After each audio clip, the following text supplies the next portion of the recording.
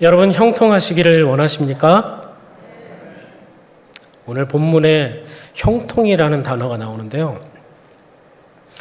이 형통이라는 단어의 원어를 보면은 성공이라는 뜻을 가지고 있습니다. 다시 제가 여쭤보겠습니다. 여러분 성공하기를 원하십니까? 이렇게 성공하기를 원하시는 분이 별로 안 계신 것 같아요.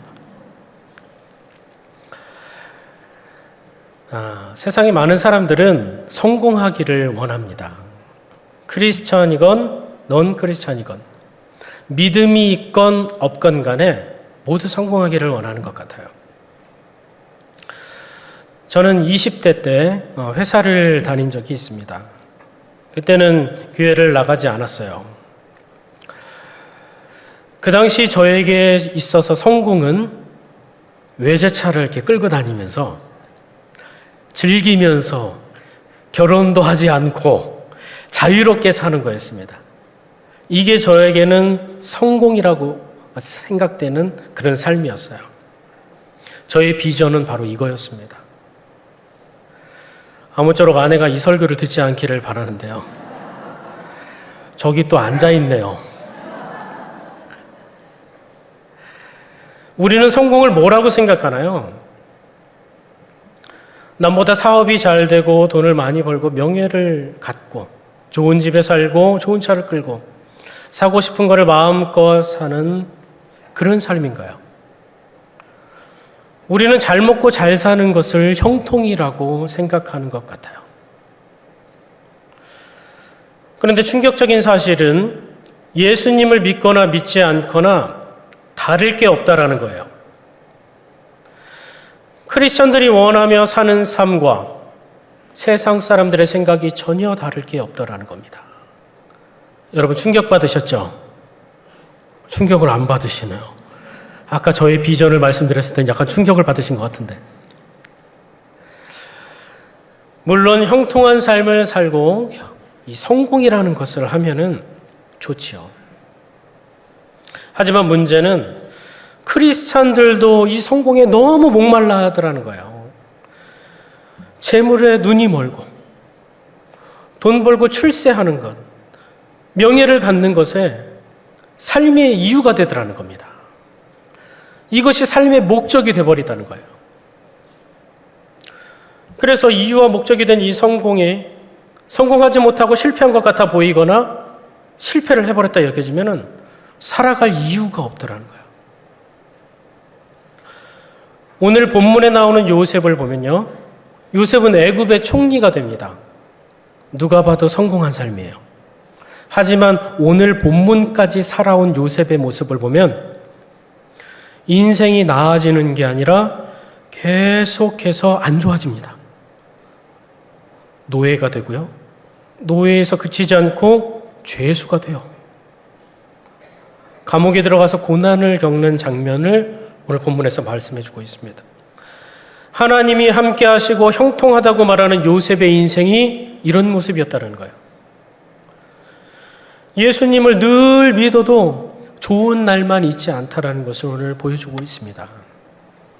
요셉이 그랬어요. 우리는 인생의 항해를 하고 있는데요. 평온한 바다만 내 앞에 펼쳐지는 것이 아니라 배를 타고 가다 보면 거친 파도, 내가 감당할 수 없는 태풍을 만날 때도 있다라는 거예요. 우리 인생의 고난은 계속해서 찾아옵니다. 그런데 요셉이 그런 삶 속에서 형통을 누렸다고 말씀을 하고 있는데 이 형통이 과연 뭘까요? 이 시간 요셉을 보면서 크리스찬의 형통에 대해서 알아보고요. 크리스찬들이 세상 가운데 어떻게 살아가야 되는지를 깨닫는 귀한 시간 되기를 소망합니다. 그렇다면 어려움이 찾아올 수밖에 없는 이 세상 속에서 크리스찬들은 어떻게 살아가야 할까요? 세상에서 크리스천으로 살아가는 방법 두 가지.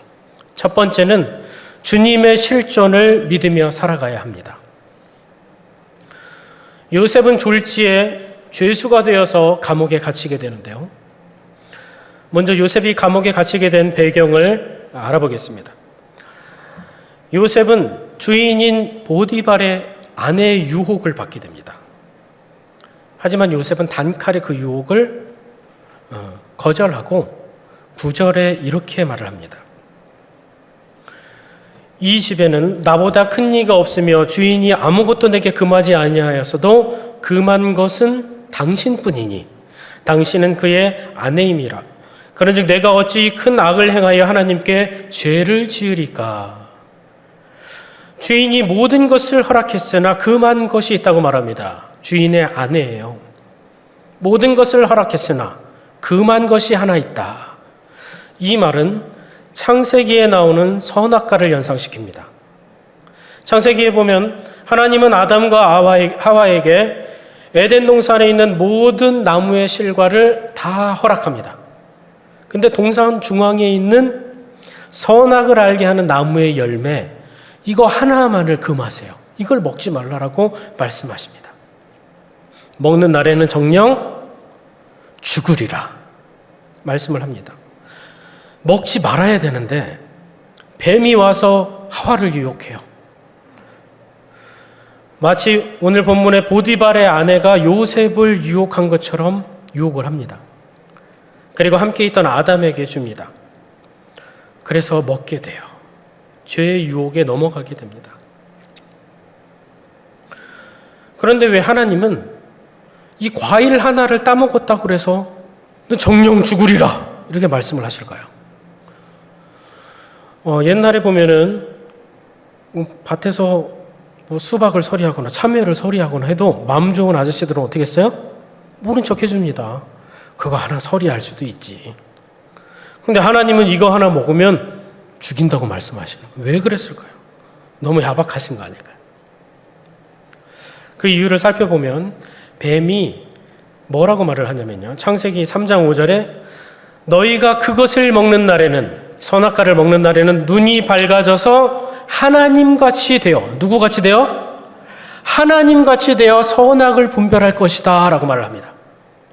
이 말을 들은 하와가 나무를 보니까 보암직도 하고 먹음직도 하고 지혜롭게 할 만큼 탐스러웠다 얘기를 합니다. 열매를 딱 먹은 것 자체가 문제가 아니고요. 열매를 먹어서 하나님과 같이 되려고 한 것이 죄였다는 거예요. 내가 하나님이 되어서 선악을 분간하는 거예요.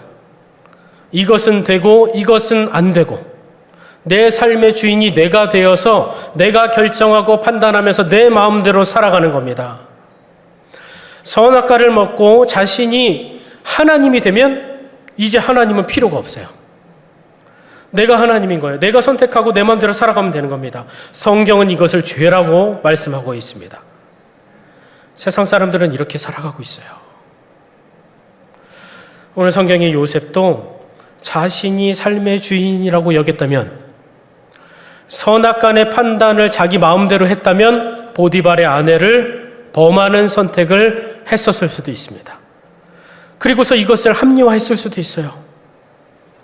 하지만 요셉은 이렇게 고백합니다. 내가 어찌 큰 악을 행하여 하나님께 죄를 지으리까?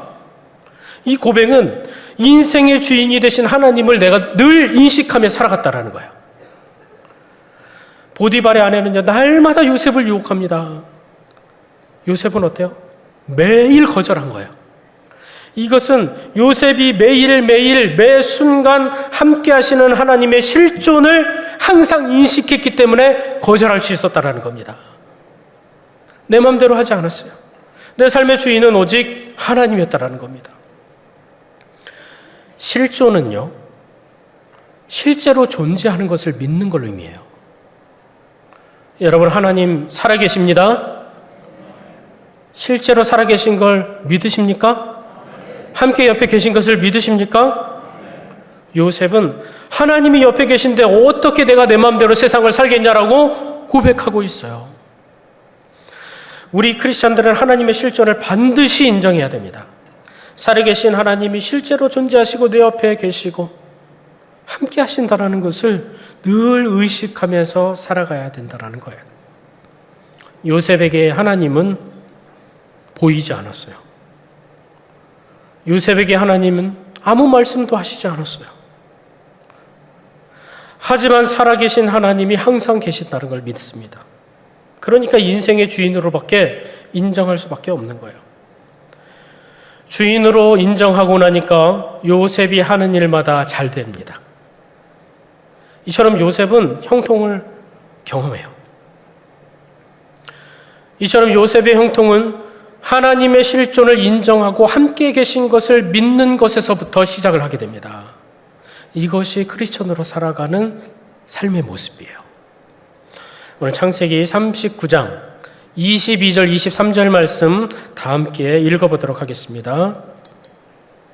시작. 간수장이 옥중 죄수를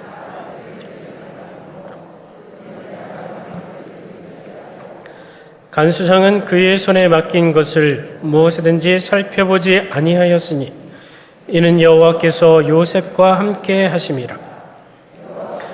그를 범사에 형통하게 하셨더라. 아멘. 사람들은 요셉의 손에 일을 맡깁니다. 실제로 사람들이 요셉에게 일을 맡기면요, 모든 일이 잘 됐다라고 말씀해요. 여기에 나오는 손은 당시에 이 손은 능력을 의미합니다. 요셉의 능력을 믿고 모든 일을 맡긴 거예요. 왜냐하면 잘 되니까요. 여기에서 중요한 것은 요셉은 자신의 일을 하나님께 맡겨드렸다는 거예요. 무엇을 맡기냐면요, 결과를 맡겨드립니다. 노예로 팔려가는 결과가 있을지라도 그 결과에 대해 원망하거나 절망하지 않습니다.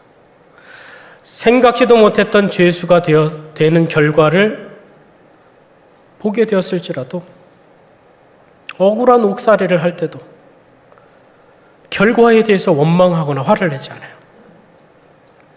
이것은 요셉이 하나님께 맡겨드릴 때 나에게 어떤 결과가 있더라도 괜찮습니다라는 고백으로 맡겨드렸다는 그 증거를 보여주고 있는 겁니다.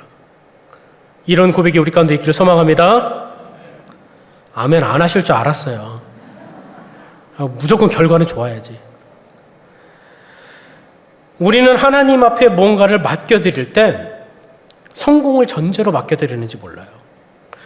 내가 하는 것보다 주님이 대신 맡아서 하시면은 더 잘 될 것 같기 때문에 그래요. 더 형통하고 성공할 수 있을 거라고 생각하기 때문에 그래요. 우리는 성공하기 위해서 교묘하게 주님을 이용하고 있는 것 같아 보입니다. 21절에 보면 인자를 더했다라고 말씀하는데요. 이것은 하나님께서 변함없는 신실한 사랑으로 요셉과 함께 하셨다는 걸 의미합니다. 하나님이 요셉을 사랑하여 주시고 은혜를 베풀어 주시니까 간수장한테도 은혜를 받게 돼요. 그래서 요셉이 옥중 죄수를 맡게 되고요, 재반 사무를 감당하게 됩니다. 23절에 보면 간수장은 그의 손에 맡긴 것을 무엇이든지 살펴보지 않았다라고 말씀해요. 여기서 살펴보다라는 이 단어를 보면요, 검사하다, 확인하다라는 뜻을 갖고 있습니다. 간수장이 요셉한테 일을 맡기고 확인하지 않은 거예요. 왜요? 잘 될 거를 믿었기 때문에 그렇습니다. 요셉에게 맡긴 일을 눈으로 확인하지 않았어요. 보디발도 노예인 요셉에게 일을 맡기고 나서 살펴보지 않습니다. 확인하지 않아요. 왜요? 믿기 때문에 그래요. 잘 되는데 뭐하러 검사하고 확인합니까? 간수장도 요셉한테 맡기고 살펴보지 않는데요, 정작 우리는 하나님께 다 맡겼다고 말하면서 맡기지 못하더라는 거예요. 너무 불안해하더라는 겁니다. 요셉은 하나님의 손에 맡겼습니다. 그리고 살펴보지 않아요. 하나님의 능력을 믿었습니다. 하나님께서 언제나 함께 하셔서 나의 모든 일을 형통하게 해주시라는 믿음으로 나아갔어요. 이런 믿음이 있기를 간절히 소망합니다. 어떻게 해야 모든 결과까지도 맡겨드릴 수 있을까요? 우리는 주님 앞에 맡겨드릴 때 기도합니다. 대학 입시를 앞두고 주님, 입시에 꼭 원하는 대학에 갈 수 있도록 도와주세요. 중요한 시험 통과하게 해주세요. 취업하게 해주세요. 사업체가 잘 되게 해주세요. 가정의 문제가 해결되게 해주세요. 물질을 허락해 주세요. 우리는 간절히 기도하는데요, 응답이 안 될 때가 있어요. 계속 어려워집니다. 요셉처럼 계속 실패만 하는 거예요. 인생이 끝난 것 같습니다. 우리 인생이 마치 끝난 것만 같아 보여요. 절망과 시리에 빠지고 주님은 내 인생에 관여하지 않는 것 같아 보입니다. 얼마나 힘든지 몰라요. 간절히 그렇게 기도하고 매일매일 정성을 쏟아서 주님 앞에 간구하며 나아갔는데 실패하더라는 거예요. 내가 생각했을 땐 이게 성공이 아니더라는 거예요. 잘 안 되더라는 겁니다. 이럴 때 우리가 기억해야 할 것이 있습니다. 내 소원이 이루어지는 것을 믿는 것이 아니라 이루어주시는 주님을 믿는 거예요. 따라합니다. 이루어지는 것을 믿는 게 아니라 이루시는 주님을 믿는 것이다. 이 명언을 누가 했냐면요, 최현범 목사가 했습니다. 할렐루야. 민망하네요. 주님을 믿는 거예요. 내가 기도한 내용 이거 안 되면 안 됩니다. 이것만 바라보면서 나면은 이게 안 됐을 때 주님을 원망하게 되더라는 거예요. 요셉은 그렇지 않았더라는 거예요. 주님을 믿었기 때문에 내 삶이 조금 잘 되지 않고 풀어지지 않고 형통하지 않았더라도 주님을 믿고 원망하고 절망하지 않더라는 겁니다. 이렇게 살아가면요, 우리가 실패라고 느껴졌을 때, 기도응답이 되어지지 않는다고 생각되었을 때 너무 절망하지 않습니다. 너무 아파하고 슬퍼하지 않아요. 물론 절망감이 들기도 하고 슬픔이 오고 아픔이 오기도 합니다. 하지만 완전히 무너지지 않는다라는 거예요. 왜냐하면 반드시 좋은 길로 인도하실 주님을 믿기 때문에 그렇습니다.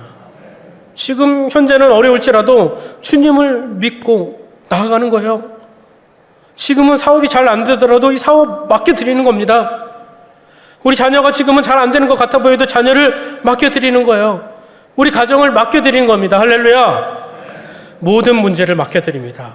우리 인생 전체를 하나님께 맡겨드리는 우리 모두가 되기를 간절히 소망합니다. 주님은 내 옆에 계시고 내 안에 계시고 실존하고 계십니다. 살아 계셔요. 이것을 항상 인식하고 의식하며 살아가기를 원합니다. 이것을 믿고 인정하며 사는 것이 세상과 다른 크리스찬들이 살아가는 모습인 거예요. 이처럼 하나님을 믿고 신뢰하며 맡겨드리는 우리 모두가 되기를 간절히 축원합니다. 세상에서 크리스천으로 살아가는 방법 두 번째, 인도하심을 믿으며 살아가야 합니다. 창세기 45장 5절과 8절에 보면은 우리 한번 다 같이 한번 읽어볼까요?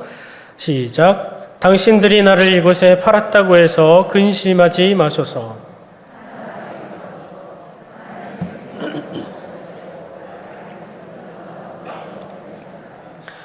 그런즉 나를 이리로 보낸 이는 당신이 아니요 하나님이시라. 하나님이 나를 바로에게 아버지로 삼으시고 그 온 집의 주로 삼으시며 애굽 온 땅의 통치자로 삼으셨나이다. 아멘. 요셉은 사실상 이 형제들 때문에 애굽의 노예로 팔려오게 됐습니다. 이게 팩트예요. 근데 요셉은 자신의 인생을 이렇게 회고합니다. 형제들이 나를 팔아서 내가 애굽에 온 것이 아니고 형제들 때문에 이렇게 고생을 하면서 내가 이곳에 산 것이 아니라 하나님이 인도한 것이다 라고 여기서 말을 합니다. 자신이 겪어온 고난이 형제들 때문에 그런 것이 아니다라고 말을 해요. 하나님이 자신을 인도하시고 이끌어 가셨다라고 믿음의 고백을 하고 있습니다. 우리는 어떤가요? 주님께서 내 인생을 인도하고 계신다는 것을 믿고 있습니까? 본문을 보면 이상한 점이 있는데요. 하나님이 요셉과 분명히 함께 하시고 요셉은 인생을 인도하시는 하나님을 믿어요. 근데 고난을 당하더라는 거예요. 요셉의 인생이 계속 꼬입니다. 상황이 오히려 더 안 좋아져요. 하나님이 나를 인도하고 계신다라고 인정할 수 있는 상황인가요? 아니에요. 세상에 많은 사람들은 보여지는 현상, 내가 처해져 있는 이 환경, 이거 상황들을 보고 미래를 판단합니다. 이건 안 될 거야. 이건 도저히 할 수가 없어. 지금의 처지와 보여지는 것들을 보고 판단하더라는 거예요. 하지만 우리 크리스천들은 보이지 않는 것을 주목하는 사람들입니다. 보이지 않는 주님을 믿고요, 보이지 않는 저 천국을 소망하면서 살아가요. 우리는 이것을 믿음이라고 이야기를 합니다. 보여지지 않고 만져지지 않는 것, 그것을 소망하며 사는 사람들이 크리스천이라는 거예요. 내 환경이 너무나 초라하고 안 될 것 같고 절망 가운데 아파하고 슬퍼하는 그런 상황밖에 없을지라도 소망을 가질 수 있는 것이 바로 크리스천들이라는 겁니다. 이런 소망을 갖기를 원합니다. 요셉처럼 누명을 쓴 옥살이가 실패한 것 같아 보이지만 아니라는 거예요. 인생은 이미 끝난 것 같아 보이고 더 이상 안 될 것 같아 보이지만 아니라는 거예요. 다윗을 보면 또 이것을 볼 수가 있는데요. 시편 23편에 보면 다윗은 이런 고백을 합니다. 내가 사망의 음침한 골짜기로 다닐지라도 해를 두려워하지 않을 것은 주께서 나와 함께 하심이라. 이 말씀은 다윗이 아들을 피해서 도망다니면서 쓴 시입니다. 압살롬인 아들이 자기를 죽이려고 하는데 도망가고 있는 거예요. 이런 말로 표현할 수 없는 비참한 상황 가운데에서 지금 다윗은 시를 씁니다. 자신을 연약한 양으로 비유를 해요. 사망의 음침한 골짜기 같은 이 고난의 길을 내가 가고 있지만, 양이 이 사망의 음침한 골짜기, 이 어두운 곳을 이렇게 지나가면요, 언제 어디서 맹수가 자기를 공격할지 모르는 불안감이 있는데요, 언제 짐승이 나를 해할지 모르는 그런 두려움의 상황입니다.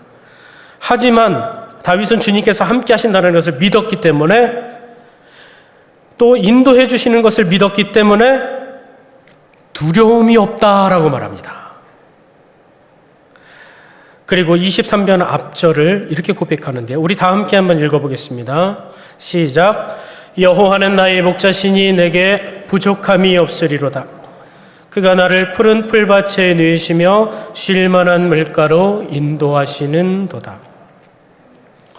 지금 나의 상황은 사망의 음침한 골짜기 같이 두렵고 어려운 고난의 삶이지만, 결국에는 나를 인도하시는 하나님께서 푸른 풀밭, 쉴 만한 물가로 인도하실 것을 믿고 있는 거예요.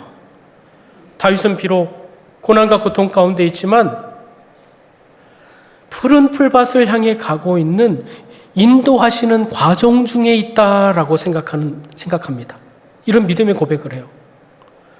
풀밭으로 가는 잠깐의 고난이라고 여기고 있는 거예요.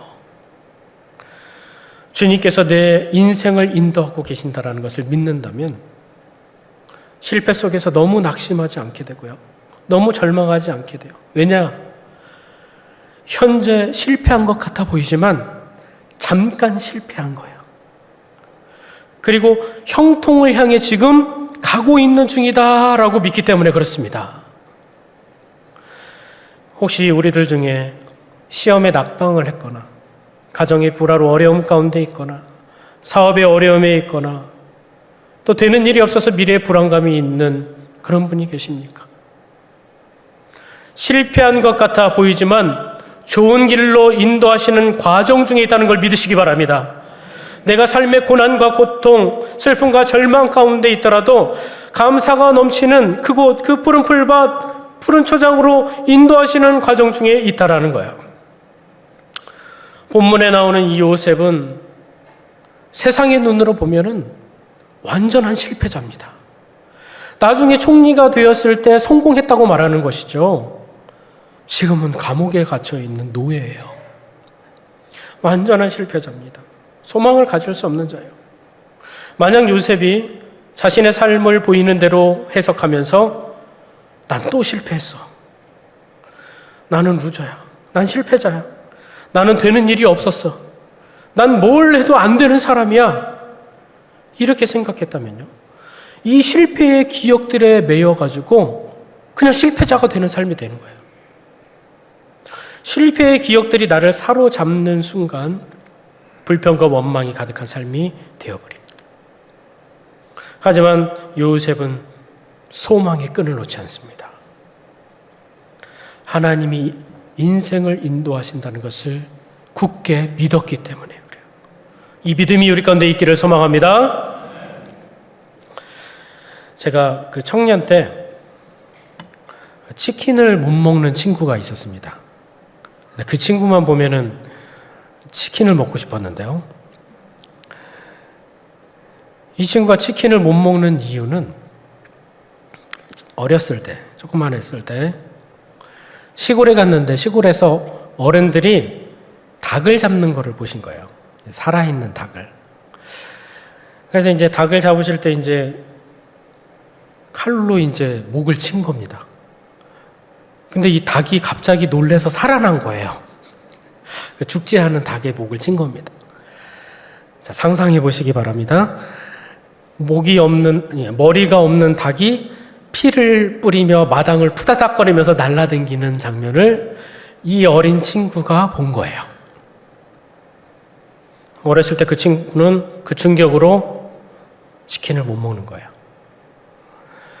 치킨집을 지나갈 때면 치킨집 그 쇼윈도에 목이 잘린 통닭들이 이렇게 튀겨져서 있는 것을 보면 속쓰러지게 놀랍니다. 모습이 비슷하대요. 이게 이제 트라우마라고 그래요. 외상후 스트레스. 이런 좋지 않은 경험이 현재의 나에게 영향을 끼치더라는 거예요. 저는 어렸을 때 개한테 물린 적이 있습니다. 이 종아리에 구멍이 2개가 뻥 뚫린 적이 있어요. 이빨 자국이 나가지고요. 이게 얼마나 충격을 받았는지 그 후로 이 개만 보면 무서운 거예요. 그래서 개에 대한 이 트라우마가 생겨가지고요. 근데 제가 20살쯤 되었을 때 시골에 간 적이 있는데요. 시골에서 이제 할머니하고 이제 길을 걷고 있는데 개가 2마리가 나타납니다. 1마리도 아니고 2마리가. 저는 얼어버렸어요. 제가 이렇게 장성했기 때문에 할머니를 내가 지켜줄 수 있겠다 생각을 했는데 얼어버렸습니다. 큰일 났어요. 이제 막 식은땀이 막 나고 그래요. 너무 무서운 거예요. 할머니가 옆에 있던 돌들을 주워가지고요. 저리 가라고 막 소리를 지르면서 돌을 막 던지는 신용을 하는 거예요. 던지지는 않으시고 막 신용을 했더니 던지지도 않았는데 개들이 꾀갱거리면서 막 가는 거예요. 이 개들도 이 돌에 대한 트라우마가 맞아본 거죠. 이 개.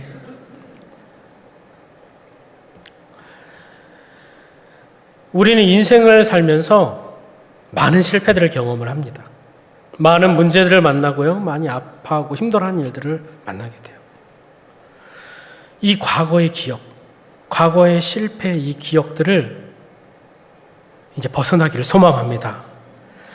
이 실패의 기억에 매이지 않고 기억들을 다 버리기를 소망합니다.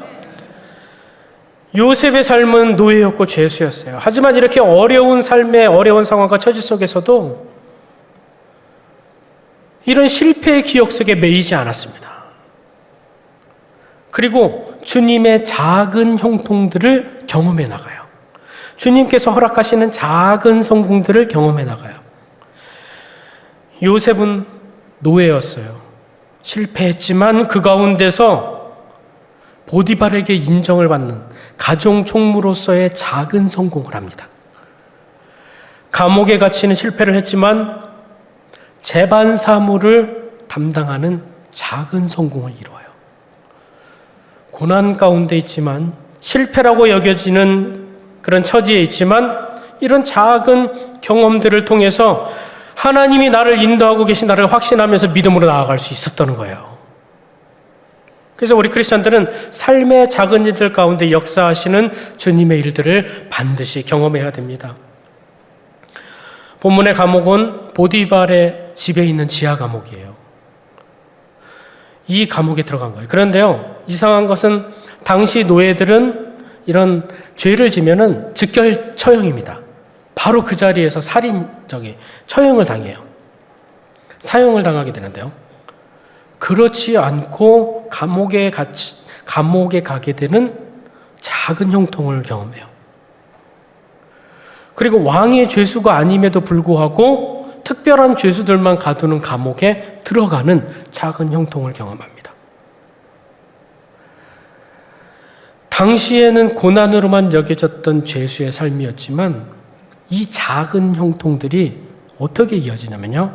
술 맡은 관원장을 만나는 작은 형통으로 이어져요. 만남의 축복을 받게 되더라는 거예요. 술 맡은 관원장을 통해서 요셉은 애굽의 총리가 됩니다. 주님께서 허락해 주시는 또 다른 이런 작은 형통들을 통해서 요셉은 하나님의 형통을 경험해요. 하나님 나와 함께 하신다는 것을 믿고 믿음으로 나아가게 됩니다. 지금은 알 수 없지만 주님의 계획은 한치의 오차도 없이 우리를 인도하고 계신 줄 믿습니다. 이런 작은 형통을 우리는 뭐라고 말씀하냐면 간증이라고 해요. 이런 작은 간증들이 모여서 그래 주님께서는 나와 함께하고 계셔. 이것을 믿음을 가지고 주님의 인도하심을 굳게 믿고 살아가시는 우리 모든 성도님 되시기를 간절히 축원합니다.